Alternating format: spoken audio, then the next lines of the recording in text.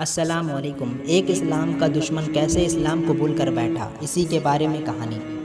New York. برسوں سے کسی کے قلب و ذہن میں موجود نفرت کو بدلنے کے لیے شاید ایک لمحہ ہی کافی ہے۔ ایسا ہی ایک امریکی شخص کے ساتھ ہوا جو اسلام کا نام سن کر چڑھ جاتا تھا۔ وہ مسجد کو دھماکے سے اڑا کر سینکڑوں لوگوں کو موت کی نیند سلا دینا چاہتا تھا، لیکن اچانک کچھ ایسا ہوا کہ مسلمانوں کے بارے میں نہ صرف اس کی سوچ بدل گئی بلکہ وہ خود اسلام قبول کر مسلمان ہو گیا۔ یہ رچرڈ میک کینی کی کہانی ہے، جس پر حال ہی میں بنائی گئی دستاویزی فلم زیر بحث ہے۔ رچرڈ نے 25 سال تک امریکی میرین فورس میں خدمات انجام دیں۔ ملازمت کے دوران میک کینی کو کئی خلیجی ممالک میں بھی جانا ہوتا تھا، جہاں مکینی ہمیشہ مسلمانوں کو جان لیوا دشمن کے طور پر دیکھتے تھے۔ یہی نہیں، جب وہ امریکہ کے انڈیانا میں اپنے گھر واپس لوٹتے تو بھی ان کی نفرت ختم نہیں ہوتی تھی۔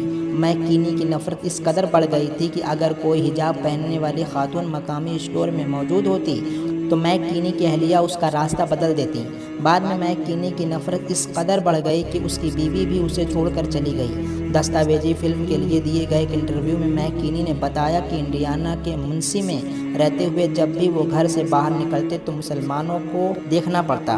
میک کینی کو محسوس ہوا کہ یہ اس کا ملک ہے، یہ اس کا شہر ہے، اور یہی سوچ اسے مقام پر لے گئی جب میک کینی کو لگا کہ ان لوگوں کو، مسلمانوں کو نقصان پہنچایا جانا چاہیے۔ نفرت کی آگ میں جلتے ہوئے میک کینی نے مسجد یعنی اسلامک سینٹر کو دھماکے سے اڑانے کا ارادہ کیا۔ میک کینی نے 2009 میں جمعے کے روز دھماکہ کرنے کا ارادہ کیا، کیونکہ اس دن مسجد کے باہر بڑی تعداد میں لوگ جمع ہو جاتے تھے۔ وہ دھماکے میں کم از کم 200 افراد کو ہلاک کرنا چاہتا تھا، یعنی مار دینا چاہتا تھا۔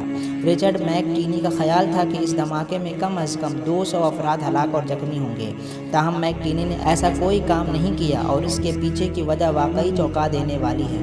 دراصل سب کچھ منصوبہ بندی کے مطابق ہی جا رہا تھا۔ جب میک کینی مسجد کے دروازے سے گزرے تو اندر بیٹھے ہوئے کچھ لوگوں نے ان سے ملاقات کی، یہاں تک کہ اس وقت تک میک کینی کو لگا کہ یہ تمام لوگ قاتل ہیں۔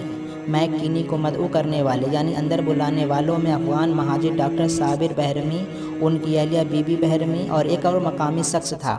تاہم حیرت انگیز بات یہ تھی کہ کچھ بھی ایسا نہیں ہوا جیسا کہ میک کینی نے سوچا تھا۔ انہوں نے میک کینی کو بطور مہمان خصوصی ان کو عزت دی۔ کچھ ہی دیر میں میک کینی کو احساس ہو گیا کہ یہ لوگ ویسے نہیں ہیں جیسا وہ سوچ رہے تھے۔ میک کینی کا اس بارے میں کہنا ہے کہ یہ تمام لوگ انتہائی سادہ اور خوش مزاج تھے۔ وہ سب اپنی زندگی سے خوش تھے، اور امریکی ہونے پر بھی۔ اس کے ساتھ ہی وہ سب میک کینی کے ساتھ بات کرنا پسند کر رہے تھے۔ اس تجربے نے میک کینی کی سوچ بدل دی، اور اس کے بعد وہ کثرت سے مسجد آنے لگے۔ تقریباً 8 ہفتے بعد اس نے اسلام قبول کر لیا، جس کے بعد تک منسی میں اسلامک سینٹر کے صدر بھی رہے۔